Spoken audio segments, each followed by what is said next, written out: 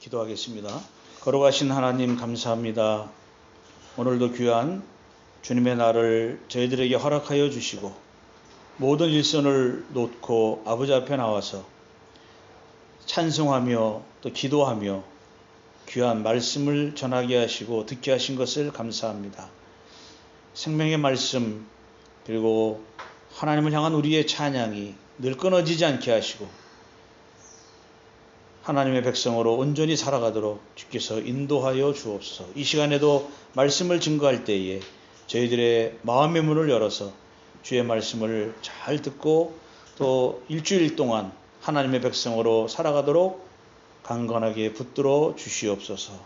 예수님의 이름으로 기도하옵나이다. 아멘. 오늘 우리가 함께 교독한 다니엘서 2장 14절부터 24절 말씀, 하늘의 하나님이여 긍휼을 베풀어 주소서라고 하는 제목으로 말씀을 드리도록 하겠습니다. 지난주에 말씀드린 대로 생각하지 않는 악한 권력은 백성을 위하여 한 걸음도 뒤로 물러설 수 없음을 우리는 많은 역사를 통해서 알 수 있었습니다. 악한 마음이 다스리는 권력의 통치와 그리고 절대절명의 위기의 순간에서도 자신만의 신앙의 역사를, 신앙의 이야기를 써내려갔던 다니엘과 그리고 세 명의 친구들의 이야기를 오늘 본문의 말씀을 통해서 말씀을 드리도록 하겠습니다. 왕의 명령은 바벨론의 술사와 박수를 포함한 지혜자들은 물론이고 다니엘과 친구들도 목숨을 잃을 위기에 처해졌습니다. 우리는 오늘 본문을 보면서 그렇지만 하나님께서 인도하시는 신실한 자들에 대한 이야기가 어떻게 전개되는지 또 신비로운지 한번 살펴보도록 하겠습니다. 제가 다니엘서를 말씀을 전하면서 바벨론에서 닥친 포로의 상황에서 다니엘과 친구들은 그들의 신앙과 삶의 밑바닥에 흐르고 있는 것은 어려서부터 익혀온 하나님을 섬기는 법에 대한 습관, 그리고 그것을 실천하려는 신실함과 성실함에 대해서 말씀을 드렸습니다. 그런데 과연 이것이 습관으로만 유지가 될까 생각해 볼 수 있습니다. 지루한 시간과 반복된 행위들은 사람들을 지치게 합니다. 그렇지만 바벨론에서 살고 있는 다니엘을 비롯한 친구들은 그렇지 않았다고 하는 것이죠. 우리도 똑같은 일을 계속하다 보면 지루해하고 이것을 안 했으면 좋겠다는 그런 생각을 갖잖아요. 그래서 사실 우리가 매일매일의 삶에서 경건을 유지하고 실천한다고 하는 것이 사실은 매우 어렵습니다. 그런데 오늘 본문에 나오는 또 다니엘서에 나오는 다니엘과 친구들은 그렇지 않았다고 하는 것은 무엇이냐? 제가 가만히 살펴보니까 초대교회 교부 중에 순교자 유스티누스라고 하는 사람이 있었습니다. 유스티누스라고 하는 사람이, 이분이 Flame in the Mind라고 하는 내용을 사용을 했는데요. 이 말이 무엇인가 하면 문자 그대로는 마음속에 있는 불꽃이다. 이걸 풀어서 말씀을 드리면 내면에서 타오르는 불길이라고 하는 표현을 했습니다. 그러니까 일생에 걸쳐서 일관되게, 우리가 초지일관하다 그러잖아요. 이거는 또 다른 용어로 말씀을 드리면 일위관지라는 표현을 씁니다. 그리고 열정으로 가득 찬 삶을 열망하는 신자의 마음을 말하고 있습니다. 처음에는 개인적인 신앙에 집중하면서 다음에는 세상에서의 자기의 이야기를 펼쳐나갈 때, 그러니까 인생의 긴 여정에서 신앙을 향한 갈망이 그 사람들 마음속에 있어야 된다. 신자들의 마음속에 되어야 하는 것이고, 이 여정은 자신의 마음에서부터 시작한다라고 하는 것입니다.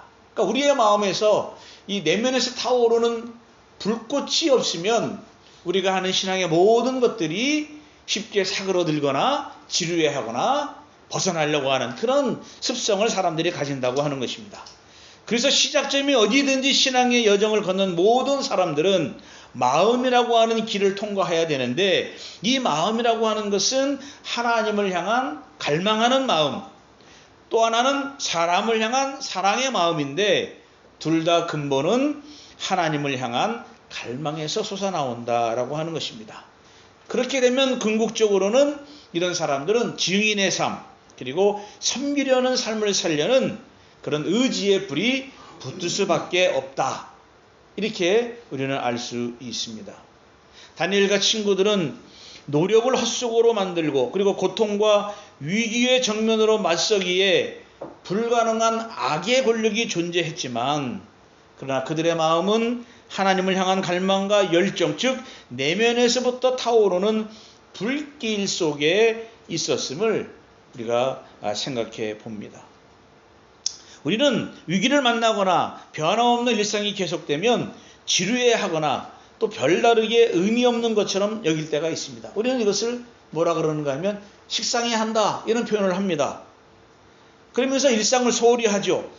그래서 자기들이 꾸준히 해왔던 것들을 합리적인 이유를 들어서 빠져나가거나 그동안 하던 일을 그만하려고 합니다.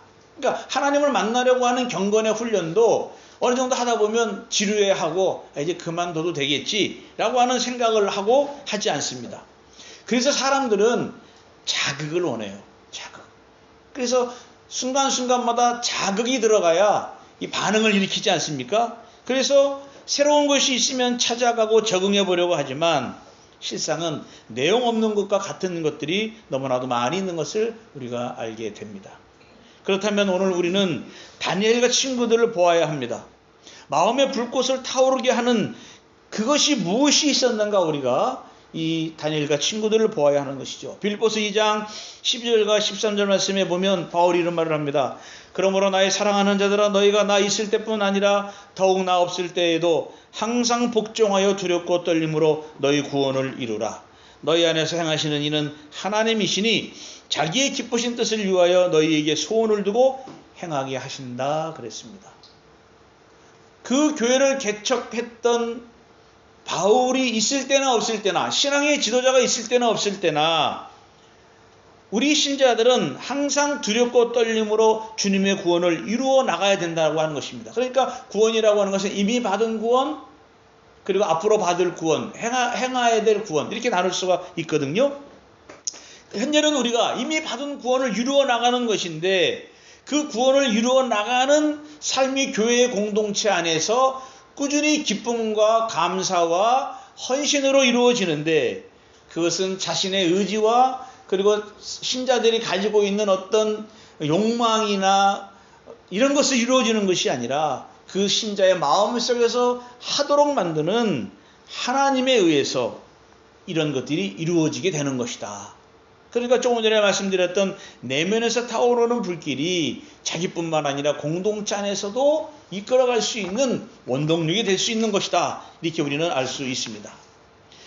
그러니까 다니엘과 친구들의 마음에서 행하시는 분은 위기 때문에 염려와 걱정, 분노가 아니라는 것입니다. 즉 겸손하며 두려움으로 주님의 행하심을 불타오르게 하는 마음인데, 그것이 어디서부터 오는 것이냐? 하나님으로부터 성령의 감동하심으로 그 사람의 마음을 이끌어내고 행하도록 만들어준다라고 하는 것이죠. 그래서 다니엘은 왕의 명령을 실행하기 위해 찾아온 아리옥을 통해서 지금의 상황에 대해서 설명을 듣고 왕에게 자신을 데려가 달라고 합니다. 아마 우리 같았으면, 보통 사람 같았으면은 아이고 이거 어떻게 하지 허둥지둥 했을 것이에요.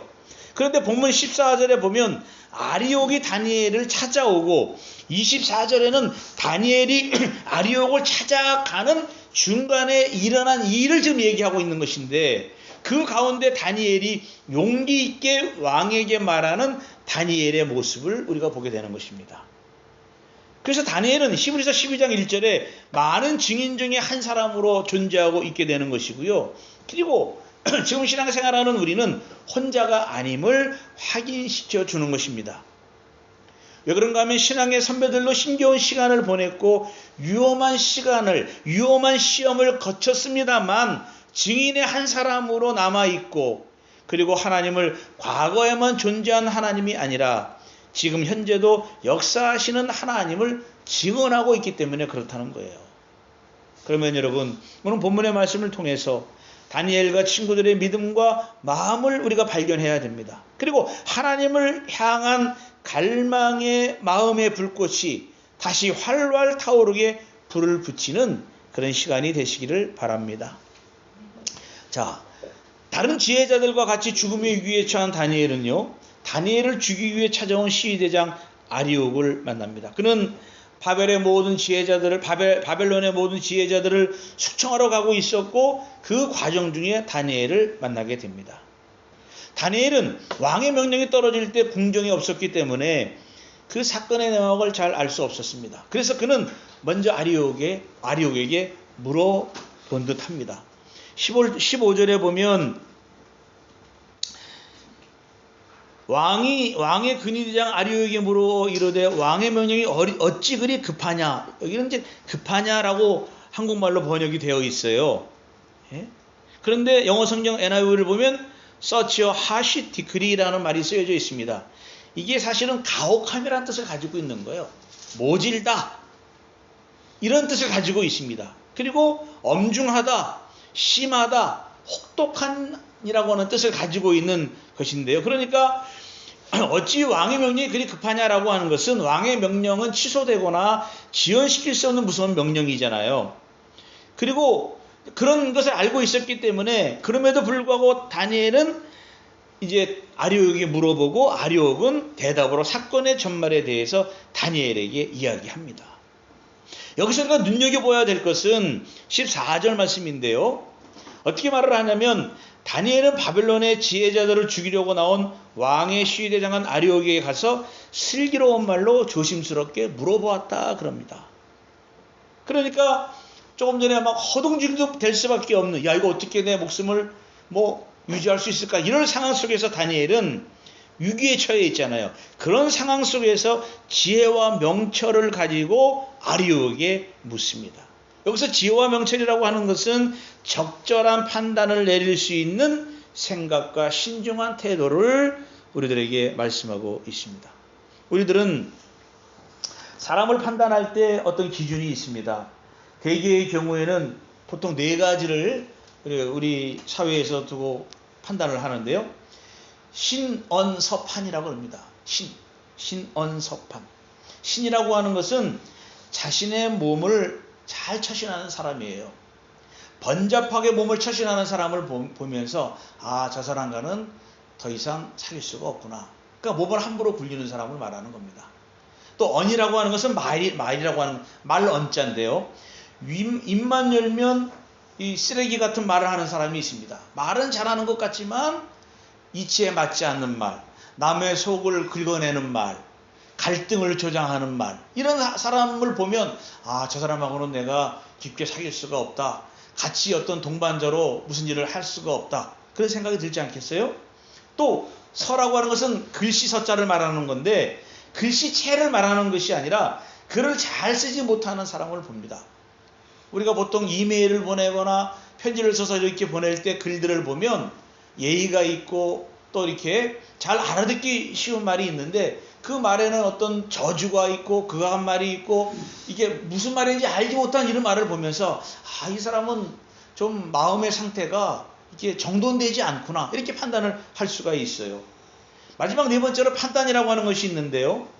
이것은 판단력이 흐려서 매번 실수하는 사람이 있습니다. 가지 말아야 할 곳에 자기의 욕망 때문에 가는 사람, 하지 말아야 될 말을 판단을 잘못해서 하는 사람, 저 사람을 가까이 하면 내가 망칠 수밖에 없는데 판단을 잘못해서 같이 하는 사람, 즉 판단력이 흐려서 실수하는 이런 사람들이 위기의 순간에 이런 것들을 경험해서 보면은 그 사람이 어떤 사람인지 우리는 그 사람의 정체를 알 수가 있습니다. 그리고 우리도, 저와 여러분도 무엇을 어떻게 말하고 우리들의 몸을 처신하는 것을 보면 그 사람의 성향을 알아낼 수도 있고요. 또 어떤 사람은 자신의 성격을 이기지 못해서 글로 써서 보내는 사람도 있을 때가 있습니다. 그래서 오늘 우리가 예배를 마치고 재직기를 하지만, 저도 전에 있던 교회에서 재직기를 할 때 제가 여기는 갖고 오지 않았지만은 그 성인차 앞에다가 포스트잇을 하나 붙여가지고 옵니다. 포스트잇을. 왜 붙여갖고 오냐면, 재직기를 할 때, 안건토요를 할 때 말 같지도 않은 말을 하는 분들이 있어요. 그러면 제가 성격이 급하다 보니까 바로 그냥 이렇게 그냥 면박을 준다든지 왜 그런 말을 하냐 이렇게 말할 수가 있거든요. 그 실수를 하게 되거든요. 그래서 제가 여기다가 씁니다. 포스트잇에다가 그런 말을 하더라도 한 박자 쉬어라. 한 박자 쉬어라. 예. 그렇지 않습니까? 그래서 그냥 판단을 잘못해가지고 순간적으로 이렇게 하는 분들이 있는데요. 우리에게 가장 중요한 것은 판단인데 이것이 바로 그 사람의 지혜로움이 드러나는 순간입니다. 그러니까 어떻게 판단하느냐에 따라서 그 사람의 정체가 드러날 뿐만 아니라 더 나아가서 그 사람의 마음을 볼 수 있습니다. 그러니까 다니엘의 마음속에 불꽃이 타오른다고 해서 그의 태도나 성정이 조급하거나 아무렇게나 될 대로 되라는 식으로 시대장을 만난 것이 아니라는 거예요. 다니엘은 신중하고 지혜롭게 말을 합니다. 아마 다른 지혜자들은 지금까지 헌신한 자신들의 수고도 무시한 왕에 대한 분노와 죽음의 공포 속에 긴장하고 있었을 거예요. 그러나 다니엘은 오히려 반대로 근심은 고사하고 마음의 동요를 일으키지 않으면서 담대하고 용감한 모습을 보여줍니다. 사건에 휘말려서 도망가기도 쉽고 조용히 숨어버릴 수도 있지만 그는 주도권을 쥐고 제가 자주 말씀드리는 스피리추얼 이니셔티브, 영적인 주도권이라고 하는 것이에요. 이 주도권을 쥐고 위기의 상황을 돌파해 가는 모습을 우리들에게 보여줍니다. 그러니까 이 사건, 죽음의 사건이잖아요. 이 사건에 도망치는 것이 아니라 그는 사건의 중심으로 자신을 던집니다. 이것을 우리가 투신이라, 몸을 던지는 게 투신이라 그러잖아요. 사건의 중심으로 자신을 던집니다. 그리고 이 문제 속에 자신을 집어넣는 결단은 다니엘의 것이지만 그러나 그 투신하게끔 만든 것은 뭐냐? 오히려 하나님의 선물이다 이렇게 생각해 볼 수 있는 것이에요. 하나님의 기프트라고 하는 것입니다. 그러니까 우리들에게 어떤 위기의 순간이 하나님이 나를 돌보지 않는구나 라고 하는 그런 불평이 나올 수 있지만 신자에게는 그런 것보다는 이 위기의 순간을 통해서 내 신앙을 보시는 하나님의 선물이구나 라고 하는 깨닫는 것이 마음속에 타오르는 내면의 불꽃이 될 수 있다 이렇게 볼 수 있는 것이죠. 그래서 신앙이란 하나님을 향한 결단의 문제라 말할 수 있습니다. 그리고 그것은 자기의 의지를 하나님께 내어 맡기는 것입니다. 커미트먼트 하는 거예요. 하나님께. 그러니까 이것을 가능케 하는 것은 다니엘의 깊은 신앙에서 비롯되는 것이 아니라 하나님께로부터 오는 은혜가 다니엘로 하여금, 우리들로 하여금 결단을 가능케 했기 때문에 다니엘이 결단을 한 것이고, 그래서 신앙이라고 하는 것은 내가 일하는 것이 아니라 하나님께서 일하는 것이다라고 정의할 수 있다는 것이에요. 그래서 이 결단, 위기 속의 결단, 이것은 우리가 하나님의 선물로서만 이해할 수 있다 이렇게 말씀을 드릴 수 있습니다. 그런데 현실의 상황은 넉넉하지 않잖아요. 다니엘은 신중한 생각과 지혜로운 말로 시위대장을 만나서 왕을 만나게 해달라고 담대하게 말은 하지만, 그래서 그의 신앙은 완전히 하나님께 던져졌지만, 그리고 하나님께 던져져 있지만 당황하지 않고 신중하게, 그리고 내면은 하나님을 향한 절대적인 신뢰하는 태도를 가지고 있었습니다. 우리는 때로는요, 사실 이런 여러 가지 일들 때문에 여러 가지 변명 아닌 변명을 하면서 살아갑니다.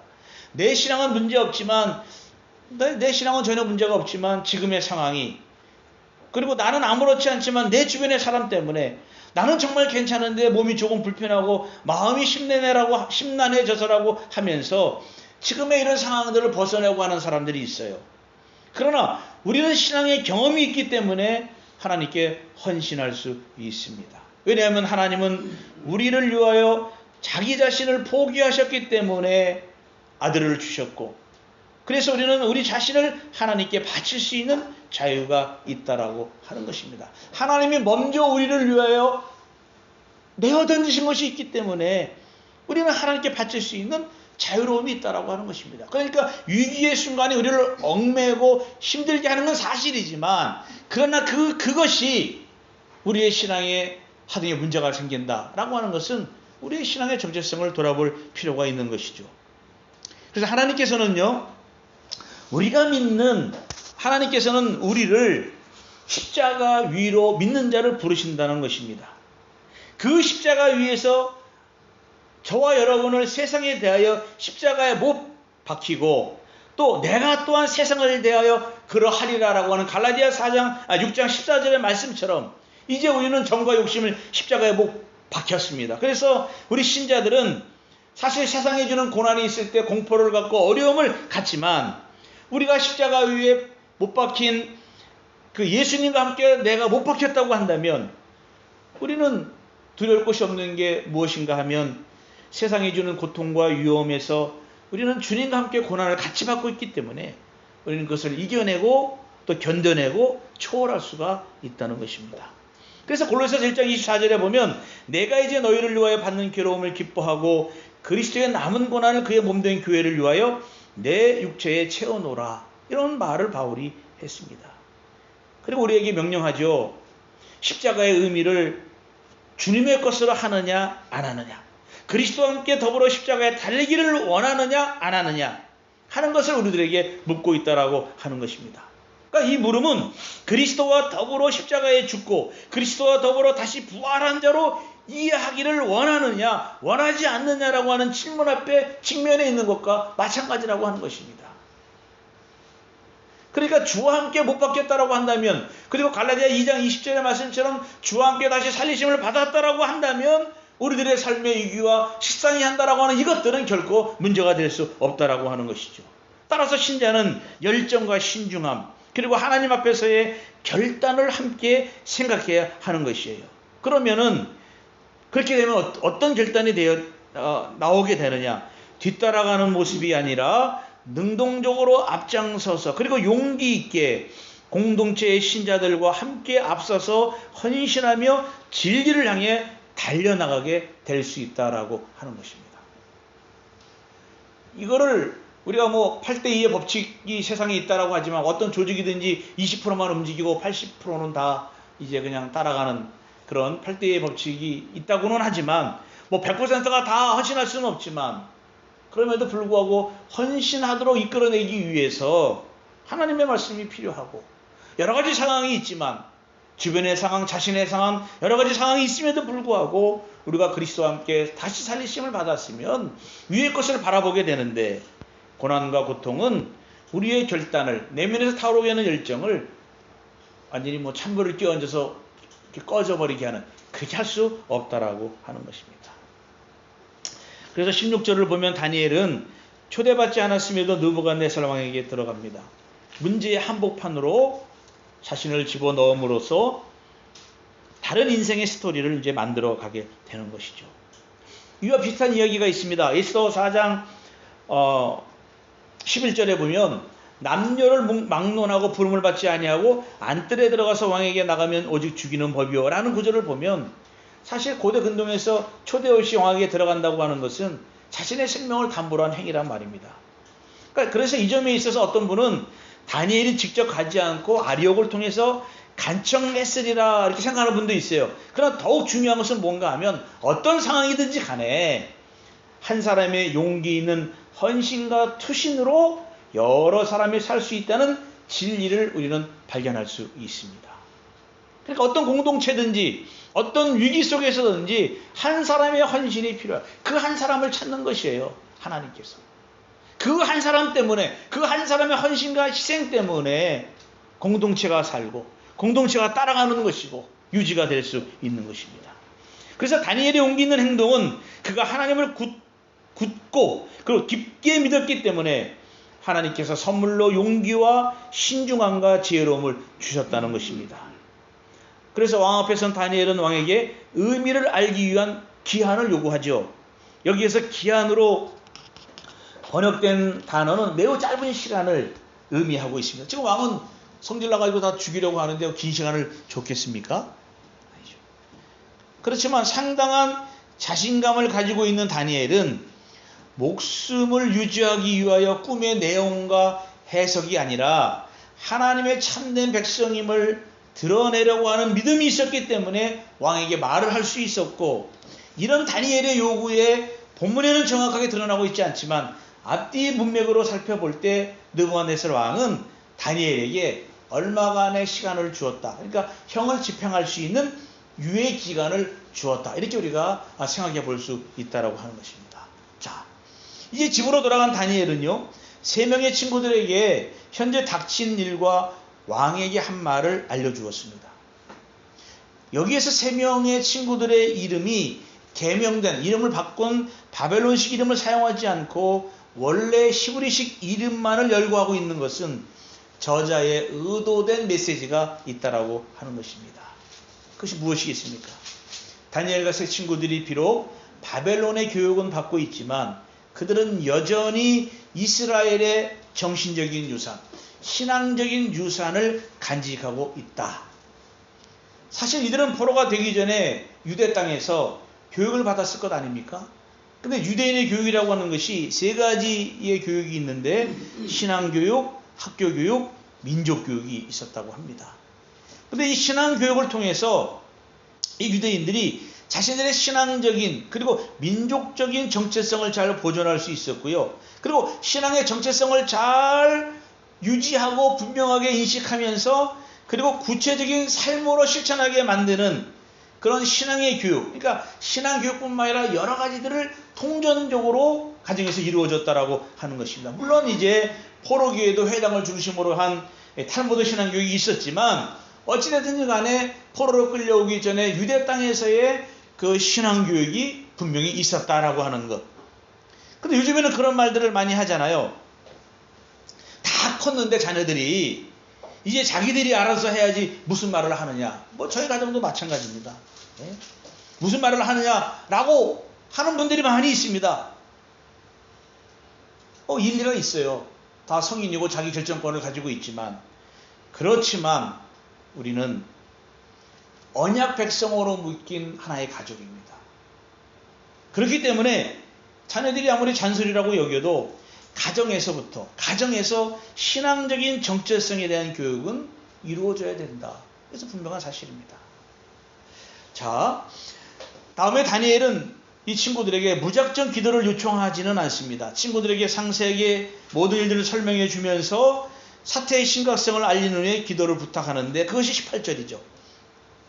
우리 다 같이 한번 18절 한번 읽어보겠습니다. 18절 시작. 하늘에 계신 하나님이 이 은밀한 일에 대하여 불쌍히 여기사 다니엘과 친구들이 바벨론의 다른 지혜자들과 함께 죽임을 당하지 않게 하시기를 그들로 하여금 구하게 하니라. 이런 말씀이 있습니다. 여기 하늘에 계신 하나님 그랬잖아요. 이것이 하늘의 하나님의 이름으로 사용이 되었는데요. 그들에게 익숙한 여호와라고 하는 야훼라고 하는 것은 거의 사용되지 않았습니다. 이 야훼라고 하는 여호와라고 하는 하나님의 이름의 명칭은 9장에서 민족의 죄악을 회개하는 기도에서만 나타나고요. 보통 다니엘에서는 그냥 하나님이라고 하는 명칭이 사용이 됩니다. 그런데 하늘의 하나님이라고 하는 것은 주로 포로 이후에 물어닌 에스라와 느헤미야의 이 용어가 나타나고요. 그리고 그들은 직접적으로 표현하지는 않지만 고레스나 아닥사스다 왕이 사용을 하고 있는데 이거는 일반적인 종교적인 의미에서 종교를 받아들일 때 사용을 한 거예요. 그래서 어떻게 이것을 우리가 생각해 볼 수 있냐면 유대인들이 자신의 정체성을 유지하면서 이방 사회에서 적응하려는 모습에서 하늘의 하나님이라고 하는 표현을 썼다는 겁니다. 그러니까 이 고대 중동 지방에서는 바알 샤멤이라는 이런 말이 있었는데 이것이 하늘의 주라고 하는 뜻을 가지고 있었다라고 하는 것이에요. 그렇다면 하늘의 하나님은 무엇이냐? 세상의 보편적인 용어와 특히 이방에서 하늘의 하나님이 하늘의 하나님의 우주적인 권능이 바벨론이라고 하는 이방의 땅에서도 나타나기를 간절히 바라는 마음에서 이 칭호를 본문에서 사용했다라는 거예요. 그러니까 일반 사람들이 다 사용하는 용어인데 이 다니엘에서 사용한 것은 일반적인 사람들이 사용하는 용어를 받아들이지만 그러나 그 가운데에서 하나님의 우주적인 권능이 나타나기를 바란다라고 하는 것입니다. 여기에는 이중적인 의미가 있습니다. 하나님을 인정하지 않는 세상에서 하나님의 백성으로 살아가는 것과 하나님을 아는 지식은 단지 이름만이 아니라 그분이 행하신 능력과 역사, 그리고 세상 역사 안에서 구속의 역사를 이끄는 것이 아니라 구속의 역사 안에서 세상의 역사를 다스리시고 주관하는 분을 아는 것이다 라고 하는 것입니다. 그러니까 우리는 많은 사람들이 세상의 역사와 구속사를 이렇게 분리해서 생각하는 경우가 많이 있거나, 세상의 역사 속에서 구속사를 이렇게 포함해서 보려는 사람이 있는데 그것이 아니라는 거예요. 하나님의 구원 역사 안에서 세상의 역사를 바라보아야 된다. 그 가운데에서 하나님이 행하신 능력과 권능이 드러나게 된다는 것이죠. 이것을 알려면, 이 사실을 알려면 단지 삼위일체 하나님을 그냥 이름만 안다, 하나님이 이렇게 행하시는 분이구나 라는 것만 알아서는 안 되는 것이고요. 하나님의 약속과 예수 그리스도를 통하여 이루신 창조의 역사와 구속의 사건, 그리고 성령 하나님이 이루시는 조명하심과 충만케 하시는 권능을 믿고 고백하는 지식이 있을 때 하나님의 행하시는 권능을 우리가 받아들일 수 있다라고 하는 것이에요. 그러니까 신앙생활은 하지만 하나님이 이 세상을 이끌어 가신다라고 하는 것에 대해서 하지 않는 사람들이 사실 많이 있다라고 하는 것이죠. 그래서 헤르만 바빙크는 이런 말을 했습니다. 하나님을 아는 지식은 철저하게 계시에서 시작하며 성령의 인도하심과 도우심이 없이는 불가능한 지식이다. 그러니까 학문적인 연구와 사색의 결과로서 나오는 것이 아니라, 세상 사람들은 그렇게 할 수 있겠죠. 그러나 우리 신자들은 성령의 도우심으로 우리의 지성이 열리고 우리의 내적인 마음이 움직여 순종함으로 얻어지는 산물이 하나님을 아는 지식이다. 이것을 다니엘이 가지고 있었다. 지금 모든 권력이 왕에게 집중되어 있지만 그가 친구들에게 사태를 알리고 기도한다라고 하는 것은, 그리고 하늘의 하나님이라고 알린다라고 하는 것은, 다니엘은 분명하게 하나님이 어떤 분이신지에 대한 지식을 알고 있었다. 그것을 내면 속에 간직하고 있었다라고 하는 것입니다. 예레미야 9장 24절에 보면 자랑하는 자는 이것으로 자랑할지니 곧 명철하여 나를 아는 것과 나 여호와는 사랑과 정의와 공의를 땅에 행하는 자인 줄 깨닫는 것이라. 나는 이 일을 기뻐하노라. 여호와의 말씀이니라 그랬습니다. 하나님이 어떤 분인지를 아는 것을 하나님이 기뻐하신다 그랬습니다. 그렇기 때문에 인간은요, 하나님이 어떤 분인지를 알기 위해서 창조되었어요. 그래서 우리 인생에서 세워야 할 가장 중요한 목표는 하나님을 아는 것입니다. 요한복음 17장 3절에서 영생은 곧 유일하신 참 하나님과 그의 보내신 자 예수 그리스도를 아는 것이다라고 말을 했고요. 칼빈은 제네바에서 유리문답을 만들었는데 첫 번째 질문을 이렇게 던집니다. 사람의 제일 된 목적이 무엇이냐? 그것은 바로 인간을 창조하신 하나님을 바로 아는 것이다 라고 분명하고 확신하게 대답해 주었습니다. 우리들이 하나님을 아는 것 같지만 사실 잘 모를 때가 많이 있거든요. 그래서 전도서 12장 13절에 보면 일의 결국을 다 들었으니 하나님을 경외하고 그 명령을 지킬지어다. 이것이 사람의 본분이니라 그랬습니다.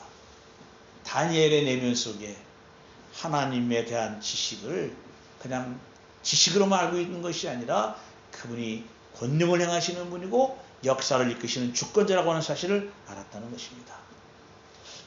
그리고 아까 우리가 했던 18절에 은밀한 일이라는 것이 나오는데요. 이것은 왕이 꿈을 꾼 다음에 바벨론의 지혜자들을 모아서 꿈을 풀이하려고 명령했던 일과 꿈의 내용을 알아내고 이렇게 또 의미를 해석하는 일을 실패했을 때 바벨론의 박사들을 살해하려고 명령을 하잖아요.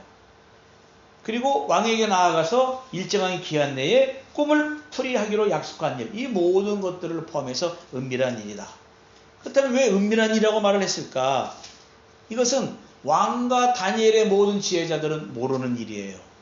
그러나 앞으로 다니엘에 의해서 밝혀질 일이라고 하는 것을 예측하기 위해서 이 단어를 썼다는 것입니다. 그래서 다니엘은 사람을 의지하는 사람이 아니었어요. 사람만을 의지하는 자가 아니었습니다. 그는 모든 문제 해결의 근본이 하나님께 있음을 잘 알고 있었기 때문에, 그래서 하나님에게 그는 어떻게 했습니까? 간절히 기도하였습니다. 18절 마지막에 보니까 구하게 하니라 그랬잖아요. 구하였다. 여기서 구하다라고 하는 것은 열심히 하나님께 간구하고 간청했다라고 하는 것입니다. 그러면 무엇을 간구했는가? 다니엘뿐만 아니라 오늘 우리에게 간구라고 하는 것은 하나님께 우리의 필요를 아뢰는 것이 간구거든요. 그리고 하나님께 열심히 간청하는 몸짓의 일부가 간구하는 것이에요.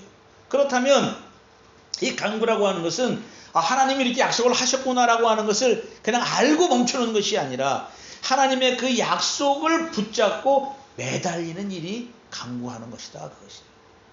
그러니까 그냥 하나님 우리의 필요를 주십시오 이렇게 하는 것이 아니라 하나님이 말씀을 통해서 주시는 약속들이 있잖아요. 약속을 붙잡고 매달리는 것이 간구다라고 하는 것입니다. 예를 들면 느헤미야 4장에 보면 예루살렘 성벽을 쌓고 있던 유대인들은 적들이 곧 공격할 것을 알았잖아요. 그래서 한편으로는 하나님께 기도를 드리고 다른 한편으로는 경비병을 세워서 밤낮으로 지키게 합니다. 그때의 그 기도, 그것이 간구라는 것이죠. 그러니까 느헤미야 4장 9절에 보니까 우리가 우리 하나님께 기도하며 그들로 말미암아 파수꾼을도 주야로 방비하는데 그랬습니다. 빌립보 4장 6절에는 뭐라 그랬습니까? 아무것도 염려하지 말고 오직 모든 일에 기도와 간구로 너희 구할 것을 감사함으로 하나님께 아뢰라 그랬습니다. 기도와 간구입니다. 그런데 다니엘은 구하는 것뿐만 아니라 불쌍히 여겨달라고 기도합니다. 그러니까 긍휼을 베풀어 달라는 것이 불쌍히 여겨달라는 것이요. 그게 멀시로 영어 성경에 나와 있거든요. 그러니까 불쌍히 여겨달라고 하는 불쌍히 여기사는 자비와 긍휼을 의미하는 히브리어 라민이라고 하는 단어가 있는데 거기에서 왔는데 이것은 어머니의 어머니의 자궁을 의미하는 거예요. 그러니까 엄마가 태중의 아이를 품는 마음, 그런 마음이 바로 긍휼이라고 하는 거예요. 그리고 하나님의 속인 자궁 안에 들어가 새로운 관계를 형성하기를 원하는 것 의미한다. 그러니까 하나님과의 새로운 관계를 의미하는 그것을 우리에게 베풀어 달라. 또 다른 성경에는 NASB에는요 이 긍휼을 컴패션으로 번역을 하였는데 이것은 뭔가 하면 같이 좀 여겨달라. 그러니까 다니엘의 상황에 하나님 좀 같이 여겨주세요. 같이 좀 겪게 해주세요라고 하는 그런 뜻을 가지고 있는 거예요. 그러니까 그냥 멀리 있어서 그냥 그래 이거 하나 주면 되겠지 이것이 아니라 같은 마음을 가지고 하라. 마치 예수님께서 불쌍히 여겼다는 말이 있지 않습니까? 우리 성경 바로 그런 의미랑 비슷할 수 있다라고 하는 것입니다. 자, 왕의 명령에 의해서 모두 죽임을 당해야 되는 절망적인 상황에서는 사실 이들이 공부했던 내용이나 그 어떤 것이 필요하지 않았습니다. 그들에게는 오직 하나님이 불쌍히 여겨주시는 것만 필요했고 하나님이 함께 해주시는 것밖에 없었습니다. 그래서 다니엘의 기도는요 자신만 이 상황에서 벗어나려고 한 기도가 아니었습니다. 24절에 보시면 18절에도 물론 나와 있지만 24절에 보시면 아리오게로 가서 그에게 이같이 이르되 바벨론 지혜자들을 죽이지 말고 나를 왕의 앞으로 인도하라 이런 말씀이 있지 않습니까? 그러니까 신자들의 정체성과 이 기도라고 하는 것은 믿음으로 상황에 투신하여 하나님의 인도함대로 살아가지만 목적은 자기 자신의 유익에만 있으면 안 된다는 것입니다. 다른 사람들을 위한 것이어야 된다. 나와 너를 위한 것 그리고 나와 너를 포함한 세상을 위한 것이 되어야 된다라고 하는 것입니다. 그러니까 우리가 예수님을 믿고 그냥 나의 복만 위해 살아간다고 하는 것 이거는 옳은 자세가 아닙니다. 얼마 전 뉴스를 보니까 제가 공개적으로 얘기는 하지 않았지만 저 사석의 사람들에게 얘기한 사실이 몇 년 후에 이제 밝혀진 게 있는 게 뭔가 하면 어느 유명한 화장품 회사 회장님이 간증하러 많이 돌아다녔어요. 옛날에 많이 다니시면서 자기가 11조를 이렇게 많이 해가지고 복을 많이 받았다 이런 얘기를 많이 했어요. 제가 그거 들을 때 자세한 얘기를 말씀 못 들을 때 저거 공공횡령인데 회사 돈 갖다가 11조한 거거든요. 이번에 밝혀져가지고 지금 수사받고 있다고 나왔어요. 유명한 분입니다. 인터넷 구글에 보시면 다 나옵니다. 그러니까 잘못된 신앙관, 잘못된 물질관, 잘못된 축복관을 가지고 있으면 자기만 가지고 있게 되는 거예요. 자기만. 예? 그게 아니라는 것입니다. 신자들의 정체성은 믿음으로 투신하지만 그것이 자기의 유익이 아니라 다른 사람들을 위한 것. 사실 술사들은 얼마나 공포 속에 살아가고 있었겠습니까?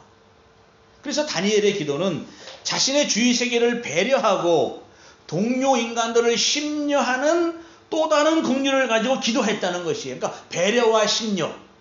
이 중요한 단어죠. 심려. 마음으로 써주는 것. 우리 가족들만 마음 써주는 것이 아니라 우리 공동체 사람들, 공동체 바깥의 사람들을 써주는 것.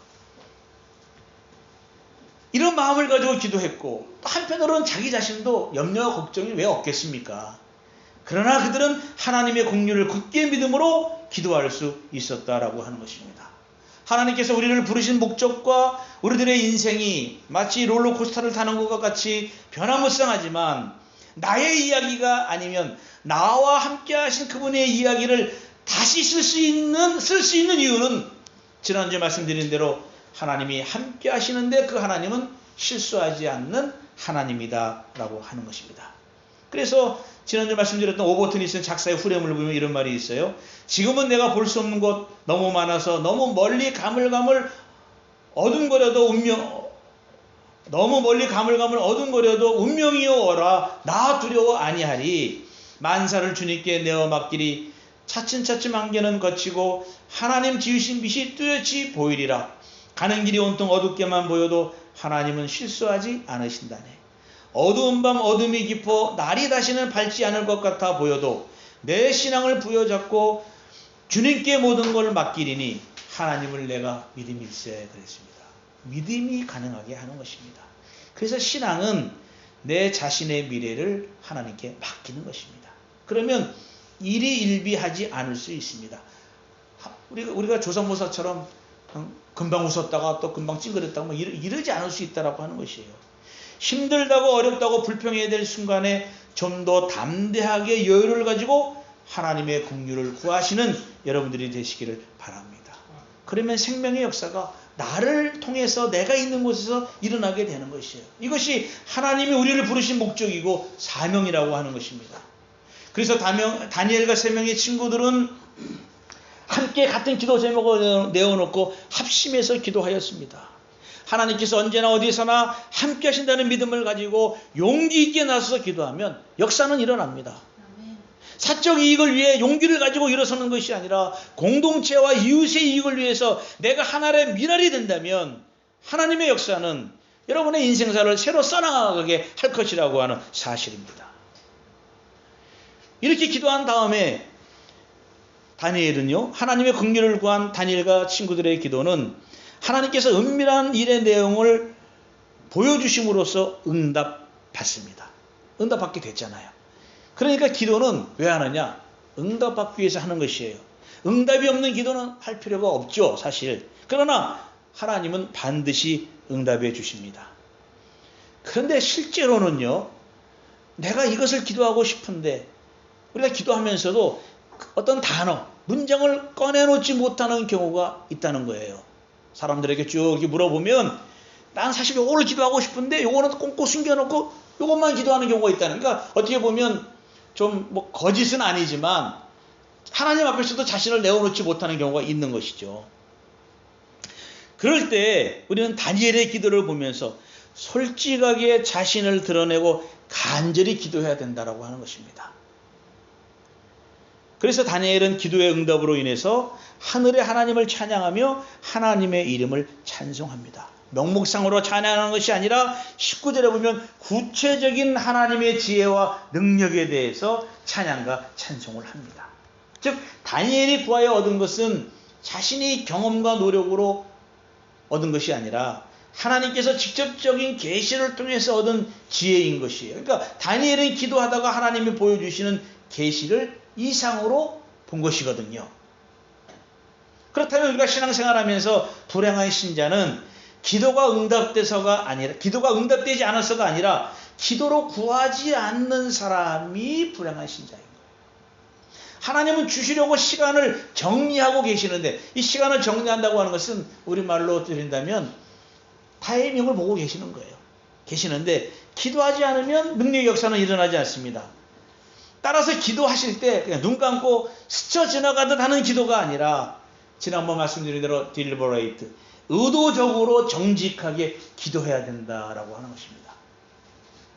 우리가 처음 신앙생활 할 때 시사기도 하라 그러면 남들이 볼까봐 숟가락 드는 척 하면서 그냥 눈 감으면 저렇게 슬쩍하고, 눈을 감긴 감았는데 저 사람이 기도를 했나? 이런 경우 보거든요. 그냥 그렇게 스쳐 지나가듯.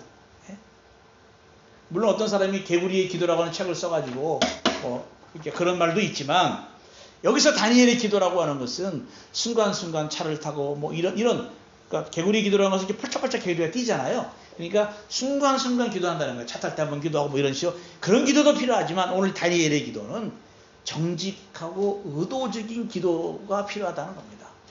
구체적인 기도 제목을 놓고. 그리고 21절 22절에 보면 하나님을 구체적으로 고백하게 되는데요. 어떤 분인가 하면 하나님은 때와 계절을 바꾸시는 분이시고 세상의 왕들을 세우시기도 하고 폐하시기도 하는 분이시고, 하나님은 지혜와 지식을 주시는 분이시고 깊고 은밀한 일을 나타내시고 어두운 데를 아시는 분이다라고 하는 것입니다. 그러니까 다니엘의 이 고백은 뭔가 하면 세상의 모든 시간의 변화와 사람들이 적당한 때가 있다는 것, 그리고 어떤 힘이 권력자에게만 있는 것 같지만, 지금은 느부갓네살에게 그 권력이 있는 것 같지만 아니다라는 거예요. 누구에게 있느냐? 하나님에게 있다라고 하는 것입니다. 그러니까 우리가 어떤 사건에 휘말려서 몰입하게 되면 사실 주변이 안 보이는데, 이게 시야가 좁아지잖아요. 시야가 좁아지는 건 문제가 아니라 마음의 시야가 좁아지니까 문제만 몰입을 하게 되는 거죠. 풀어나갈 방향을 찾지 않는 거예요. 성경은 하나님의 긍휼을 구하라고 말씀하고 있는데, 이거를 체험해보지 못했기 때문에, 신앙의 연습을 해보지 못했기 때문에 믿을 수가 없는 거예요. 평상시에는 믿는 것 같지만 위기의 순간에는 자꾸 다른 데를 가게 되는 것이죠. 그러니까 다니엘은 세상의 권력자에게 있는 것이 아니라 하나님께 있는 것이고, 우리들의 타이밍과 세상의 타이밍을 하나님께서 주관하고 계시라. 계속해서 반복해서 말씀드리지만 시간은 내 것이 아니라 하나님의 것이고, 그렇기 때문에 우리는 기도하고 성실하게 그 자리에 있어야 된다는 것이에요. 그러니까 하나님이 모든 것을 주관하시기 때문에 내 것인 것 같지만, 내가 판단하고 결정하고 통보하고 알려주고 다 하는 것 같지만 그것이 아니라, 우리는 내가 있는 그 자리에서 열심히 성실하게 신실하게 그 자리를 지키고 있는 것, 이것이 식상하고 보링한 것 같지만 그것이 바로 내면 속에 타오르는 주님을 향한 사랑의 불꽃이 타오르는 신자의 바른 모습이다, 이것입니다. 그리고 하나님은 왕들을 세우시기도 하시고 폐하시기도 한다는 것. 그래서 이런 진리를 안다면 우리가 누구에게 순종하고 누구를 섬길 것이고, 그리고 어떤 순간에 저항할 것인가에 대한 그것도 알 수 있다라고 하는 것입니다. 하나님이 주시는 지혜와 총명은 왕들과 지혜자들에게 필요한 능력이에요. 이것도 근본적으로 하나님으로부터 오는 것입니다. 그래서 여기서 말하는 지혜는 은밀한 것을 밝히는 초월적인 지혜를 의미하는 것입니다. 그래서 깊고 감추어진 것들을 드러내시는 그 하나님 앞에서 인간의 지식은 사실 무력합니다. 인간의 지식을 넘어서는 것이죠. 인간의 지식은 감출 수가 없습니다. 그리고 하나님께서는 인간의 역사와 왕들의 운명을 지배하시는 하나님의 비밀을 가지고 있는 것입니다. 그래서 다니엘의 찬양은 어두운 곳에 있는 것들을 아시는 자 하나님을 소개하고 있고, 그 하나님은 빛과 함께 거하고 있다. 창세기 1장에 나오는 빛을 창조하신 그분을 말씀하고 있다라고 고백하면서요. 22절 앞부분에서 보시면, 그는 깊고 은밀한 일을 나타내시고 어두운 데에 있는 것을 아시며 또 빛이 그와 함께 있도다 그랬잖아요.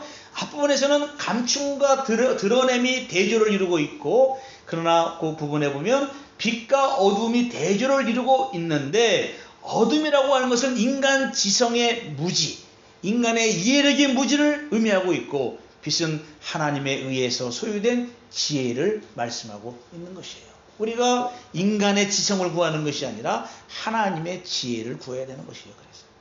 그러므로 우리는 하나님 앞에서 숨길 것도 없고 숨겨서도 안 됩니다. 다니엘이 기도응답을 받고 드리는 찬양은 패배하고 숨어버린 하나님이 아니라 역사에서 나타나시고 행동하는 하나님이라고 하는 사실입니다. 이런 글들이 이 당시에 유대인들에게 읽혀졌을 때 유대인들은 신앙의 위로를 받고 있는 거예요. 우리 하나님이 지금 패배해서 우리가 이렇게 포로 생활하고 있는데 우리 아무것도 아니구나, 보잘것없구나, 이것이 아니라는 것입니다. 그 가운데서도 하나님의 역사는 지금 이루어져 가고 있다. 하나님이 우리의 기도에 침묵하실 때 우리는 실망하고 정말 반발하고 싶지만, 그럼에도 하나님께서는 그 침묵하심을 통해서 나를 만들어 가시고, 나를 만들어 가시는 과정 중에서 이웃을 보게 하시고, 당신을 보게 하시고, 당신을 보게 하는 과정 중에서 세상을 보게 하시는 하나님의 새로운 창조의 역사가 하나님의 침묵 속에서도 나타나고 있다.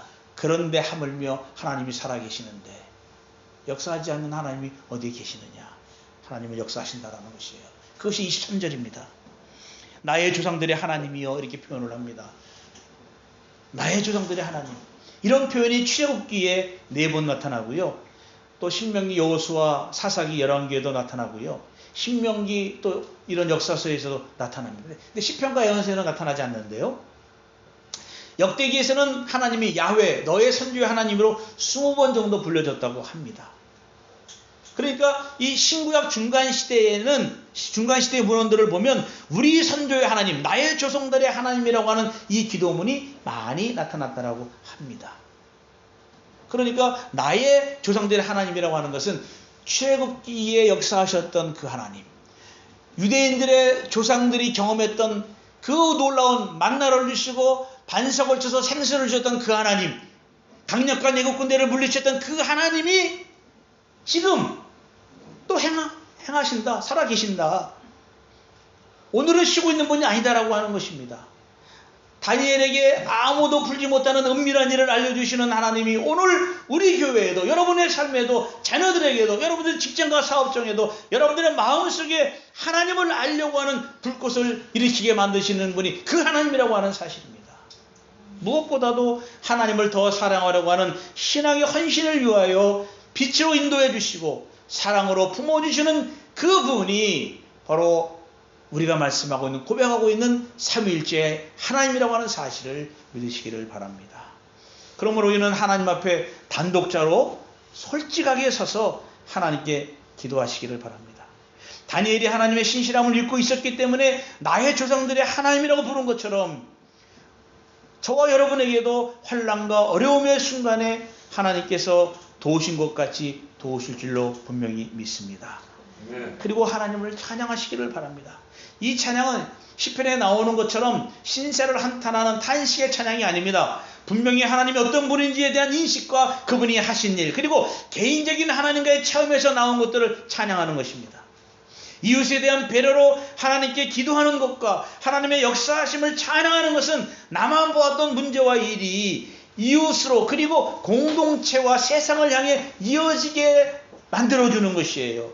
그 첫 번째가 무엇인가? 하나님으로부터 우리가 긍휼하심을 받게 될 때에 찬송과 찬양이 이어지게 되는 것입니다. 그러므로 여러분 한 주간도 하나님의 긍휼하신 사랑과 인자하심이 함께 하시기를 주님의 이름으로 간절히 축복합니다. 기도하겠습니다. 하나님 아버지 감사합니다. 오늘 다니엘의 기도, 하늘의 하나님이여 긍휼을 베풀어 주소서라고 하는 이 말씀을 통하여 우리가 다시 한번 내면의 불꽃을 일으켜 주님을 사랑하고 우리 교회를 섬기는 주의 종들이 되게 하여 주옵소서. 예수님의 이름으로 기도하옵나이다. 아멘.